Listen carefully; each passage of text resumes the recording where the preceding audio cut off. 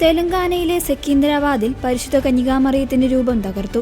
Saint Mary's pharmacy college കവാടത്തിന് സമീപമുള്ള ഗ്രോട്ടോയിലെ പരിശുദ്ധ മാതാവിന്റെ രൂപമാണ് അജ്ഞാതരായ ആക്രമി സംഘം തകർത്തത്.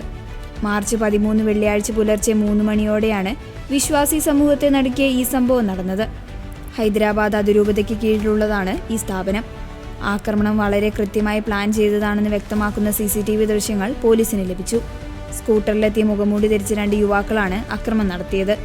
ആദ്യം കല്ലുപയോഗിച്ച് രൂപമിരുന്ന ചില്ലുകൂട് തകർക്കാൻ ശ്രമിച്ചെങ്കിലും പരാജയപ്പെട്ടു.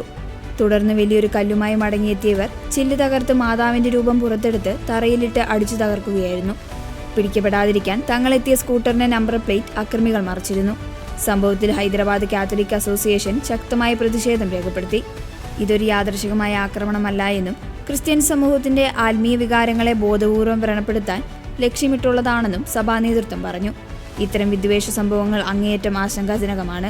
ന്യൂനപക്ഷ വിഭാഗങ്ങളുടെ സ്ഥാപനങ്ങൾക്കും ആരാധനാലയങ്ങൾക്കും സുരക്ഷ ഉറപ്പാക്കാൻ കേന്ദ്ര സർക്കാർ തയ്യാറാകണമെന്ന് സാന്ദ്ര വാൽറ്റീന പറഞ്ഞു. സംഭവത്തിൽ പോലീസ് FIR രജിസ്റ്റർ ചെയ്ത് അന്വേഷണം ആരംഭിച്ചിട്ടുണ്ട്. കോളേജിലെ CCTV ദൃശ്യങ്ങൾ കേന്ദ്രീകരിച്ചാണ് പരിശോധന നടക്കുന്നത്.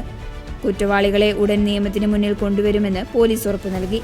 അക്രമികളെ ഉടൻ അറസ്റ്റ് ചെയ്യണമെന്നാവശ്യപ്പെട്ട് ഓൾ ഇന്ത്യ കാത്തലിക് യൂണിയൻ ഉൾപ്പെടെയുള്ള സംഘടനകൾ രംഗത്തെത്തിയിട്ടുണ്ട്.